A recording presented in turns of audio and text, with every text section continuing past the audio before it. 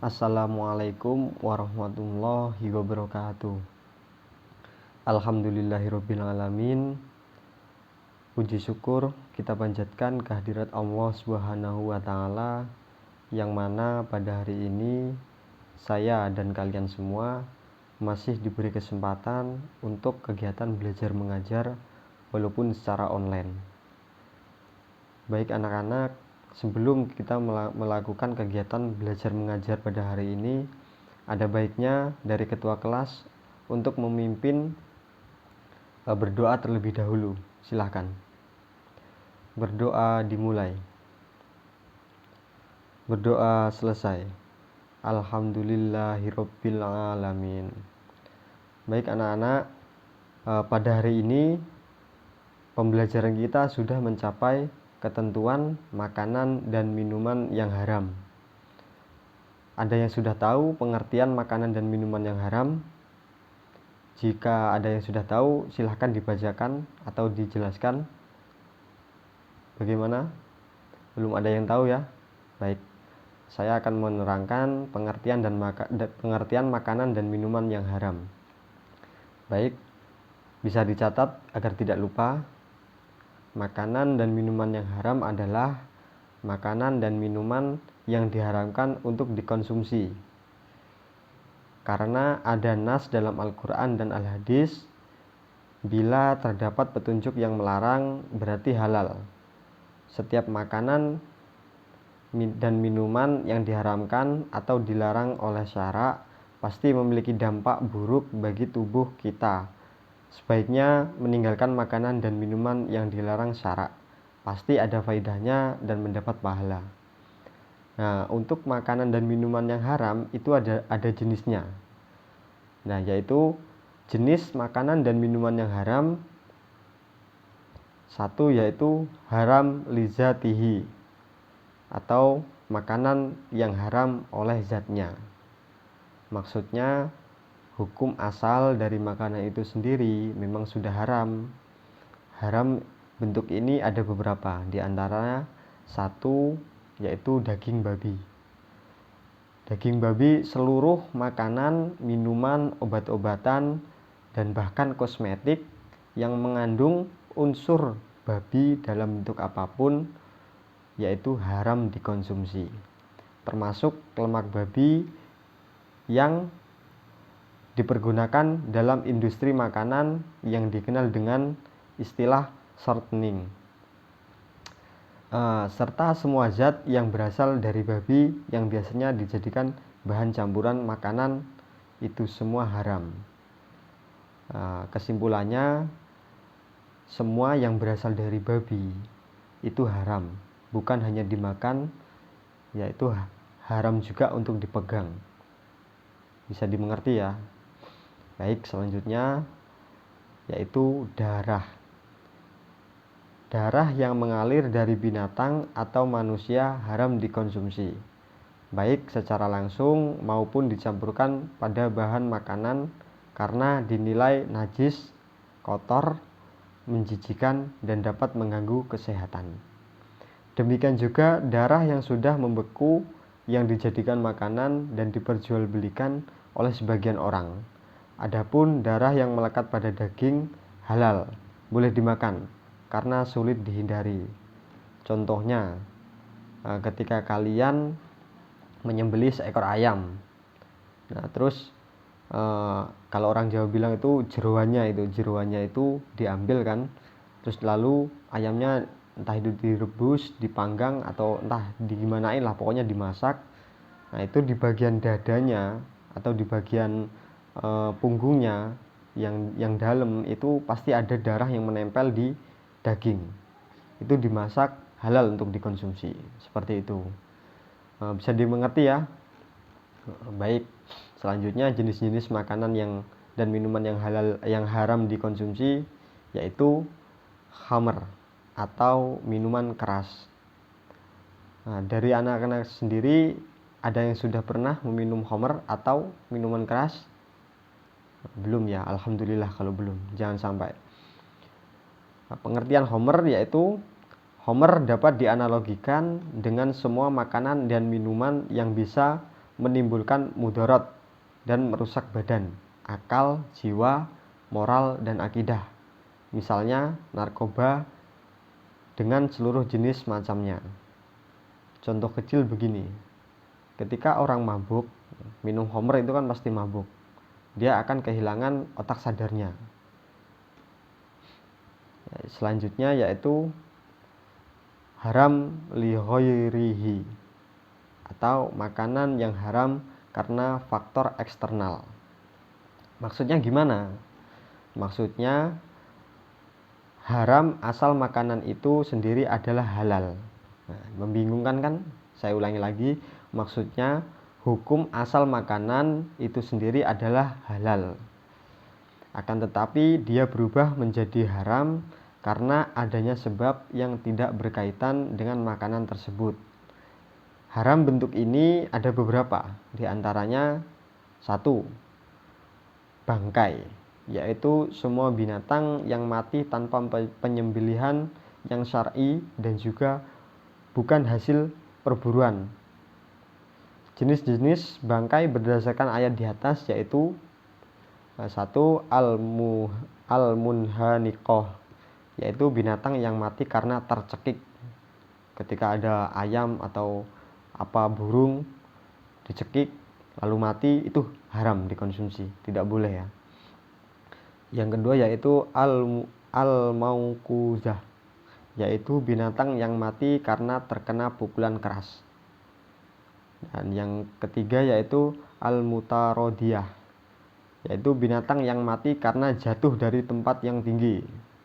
Misal ada kambing, bukan kambing gunung ya, kambing biasa yang dipelihara oleh orang-orang itu.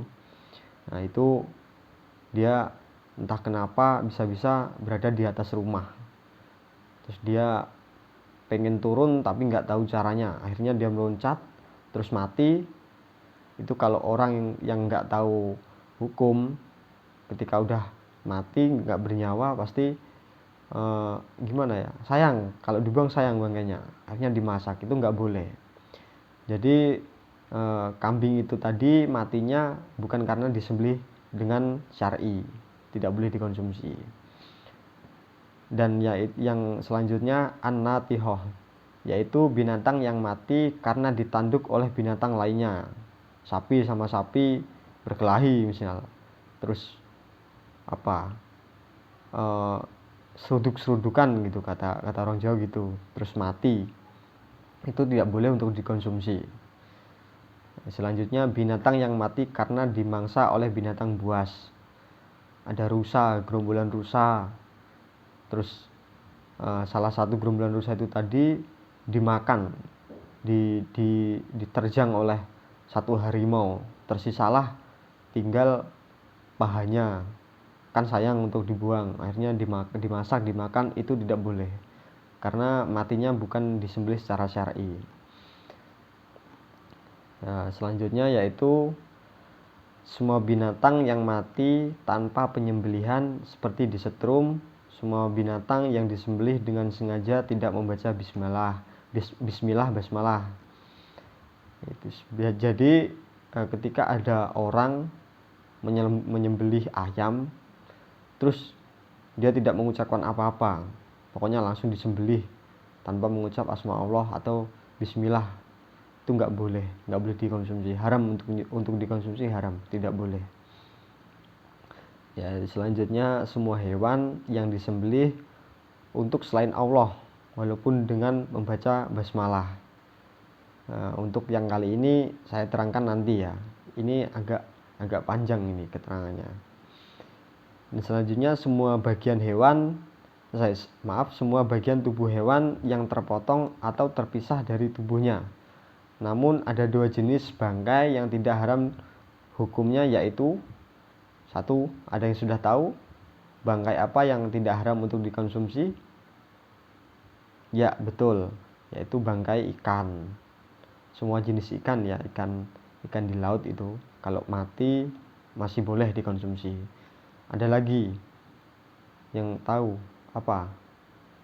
Nah, saya terangkan dulu ya. Ikan itu halal bangkainya untuk dikonsumsi karena dia termasuk hewan air dan telah berlalu penjelasan bahwa semua hewan air adalah halal bangkainya kecuali katak. Kodok, katak itu sama aja, itu nggak boleh ya dikonsumsi kalau udah mati. Nah, bangkai yang halal dikonsumsi selanjutnya yaitu tadi ikan, sekarang belalang. Jadi ikan sama belalang bangkainya itu kalau udah mati, terus yang doyan makan belalang, kalau belalang mati dalam jumlah banyak gitu, digoreng itu nggak apa-apa, boleh itu. Selanjutnya jenis yang berada dalam perut hewan yang disembelih. Semisal ada orang menyembelih sapi ya, sapi. Ketika menyembelih sapi itu sedang hamil, sapi perempuan itu sedang hamil, terus udah mati karena disembelih secara syar'i tadi, terus dibuka badannya, dibersihin, kok ada anaknya udah besar, tinggal ngelahirin, tapi induknya udah dipotong tadi, disembelih tadi, di dalamnya ada anaknya yang udah tinggal ngelahirin tapi induknya udah mati ya, itu boleh dikonsumsi. Yaitu selanjutnya semua makanan halal yang tercampur najis, contohnya seperti mangga, madu, susu, minyak goreng atau selainnya yang kejatuhan tikus atau cicak misalnya, itu nggak boleh dimakan karena udah tercampur dengan bangkai itu tadi. Kalau bangkai ikan sama bangkai belalang itu boleh, kalau selain itu nggak boleh ya. Baik, makanan haram yang diperoleh dari usaha dengan cara zalim seperti mencuri, korupsi, menipu, merampok, apalagi hasil judi, taruhan, menang togel dan sebagainya, itu bisa dikatakan atau nggak bisa dikatakan lagi, itu sudah pasti haram. Misal kalian habis main judi, tapi jangan ya, semisal habis main judi terus menang, uang kalian jadi banyak gitu, kalian kasih ke orang untuk beli ini beli itu, nggak apa-apa, itu nggak boleh karena sumber dari uang itu tadi haram. Selanjutnya yaitu akibat dari mengkonsumsi makanan dan minuman yang haram, yaitu apabila manusia mengkonsumsi makanan dan minuman yang haram, maka akan menimbulkan akibat buruk, dalam kurung mudorot. Mudorot itu tidak baik ya, bagi dirinya maupun terhadap orang lain atau masyarakat, bahkan terhadap lingkungannya. Di antaranya akibat buruk dari makanan dan minuman yang haram antara lain amal ibadahnya tidak akan diterima dan doanya tidak akan dikabulkan oleh Allah Subhanahu wa taala. Mengerikan ya. Jadi kalau bisa dihindari agar amal kita semua diterima oleh Allah Subhanahu wa taala. Ya, yang selanjutnya yaitu makanan dan minuman haram bisa merusak jiwa, terutama minuman keras. Tadi udah saya bilang ya, ketika ada orang meminum homer, minum minuman keras, itu jiwa dan pikirannya itu terganggu, nggak bisa sadar sepenuhnya seperti saya ngomong seperti ini, nggak bisa. Ketika itu dinamakan orang mabuk. Jadi jangan sesekali meminum homer karena diharamkan. Saya ulangi lagi, makanan, minuman, dan minuman haram bisa merusak jiwa, terutama minuman keras yang mengandung alkohol, seperti kecerdasan menurun, cenderung lupa dan melakukan hal-hal yang agresif atau negatif, senang menyendiri dan melamun, semangat bekerja berkurang, itu akibat minum homer. Selanjutnya, makan dan minuman yang haram dapat membahayakan kesehatan. Makan dan minuman yang haram memubazirkan harta, jadi sia-sia. Ketika kalian punya uang, punya rezeki yang banyak, terus memperbelikan makanan-makanan dan minuman yang haram seperti khamr atau dan sejenisnya yang haram, itu sia-sia. Dan selanjutnya menimbulkan permusuhan dan kebencian, menghalangi terkabulnya doa karena telah melanggar aturan dari Allah Subhanahu wa taala, menghalangi mengingat Allah. Jadi ketika orang mabuk itu dia nggak ingat Allah.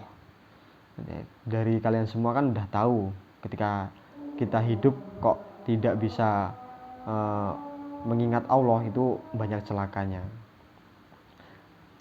Lanjut ya, atau sudah? Jadi bisa diulangi lagi. Yang mana ya? Yang khamr. Kenapa khamr itu diharamkan? Ya karena itu tadi, ketika ada orang kok meminum khamr, itu otak sadarnya akan hilang dan melakukan hal-hal yang agresif. Ini sedikit cerita ya. Ada kawan saya itu senang sekali untuk meminum khamr. Nah, suatu ketika itu saya kumpul sama dia, tapi saya tidak minum khamrnya. Karena dia saya datang ketika dia udah selesai minum khamr, akhirnya dia mabuk, saya datang kan, saya ingatkan. Ya sewajarnya saya mengingatkan, janganlah minum khamr, nggak boleh, dilarang oleh agama, banyak mudaratnya dan lain sebagainya yang tertera di sini tadi. Saya terangkan kepada dia, itu dia malah nggak percaya. Itu dia bilang tidak selayaknya untuk diceritakan lah. Pokoknya dia nggak terima diingatkan seperti itu. Dalam kurung kan seperti itu, dia udah nggak ingat Allah dan dia udah hilang otak sadarnya, nggak bisa mikir jernih. Akhirnya diingatkan secara halus pun dia akan marah, nggak bisa menerima. Jadi seperti itu bahayanya minum khamr itu. Kenapa khamr diharamkan? Contoh kecil seperti itu. Dan lanjut cerita saya ya. Setelah saya ingatkan seperti tadi, dia marah-marah. Dia kata, apa itu? Enggak bener kayak gitu, katanya.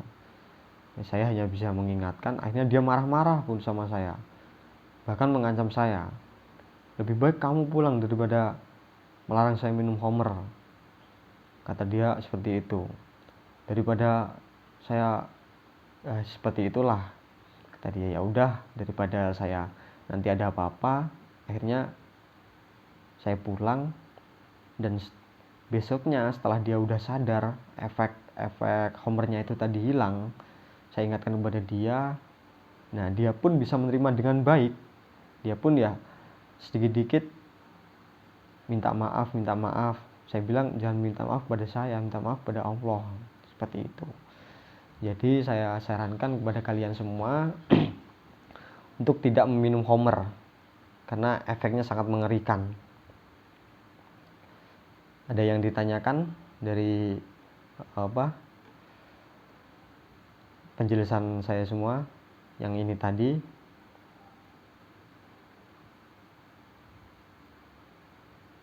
Silahkan, kalau ada yang ditanyakan silahkan ditanyakan kepada saya. Bisa saya jawab. Kalau nggak bisa ya besok saya akan carikan jawabannya dan saya beritahu kepada yang bertanya. Oh, yang tadi ya, yang ini, semua makanan halal yang tercampur najis, maksudnya gimana? Seperti itu ya. Baik, jadi ini sebenarnya cuma bahasanya yang agak membingungkan. Saya terangkan lagi ya, semua makanan halal yang tercampur najis, contohnya seperti mentega, madu, susu, minyak goreng, atau selainnya yang kejatuhan tikus atau cicak, itu haram dikonsumsi. Jadi contoh kecil seperti ini. Ketika ibu kalian itu masak atau menggoreng apalah, terus ketika udah selesai menggoreng, itu kan biasanya wajan ditaruh di samping kompor kan. Nah itu ibu kalian lupa untuk menutupnya semisal, terus ada cicak dari atas wajan itu tadi berjalan-jalan kok jatuh ke wajan yang ada minyaknya tadi yang masih panas, terus cicak itu mati, atau cicaknya dari atas sudah mati terus jatuh ke wajan itu tadi. Nah, wajan yang ada minyaknya itu tadi haram untuk dikonsumsi. Jadi seperti itu contohnya. Baik, ada yang ditanyakan lagi? Udah ya? Ya. Baiklah anak-anak, untuk pembelajaran kali ini saya kira sudah cukup ya tentang pengertian bab tentang makanan dan minuman yang haram. Untuk pembelajaran kali ini saya kira sudah bisa diakhiri dengan doa. Ketua kelas silahkan. Alhamdulillahirabbil alamin. Semoga bermanfaat. Jangan lupa untuk selalu membaca pelajaran yang sudah dicatat agar tidak lupa. Dari saya banyak salah, mohon maaf. Wassalamualaikum warahmatullahi wabarakatuh.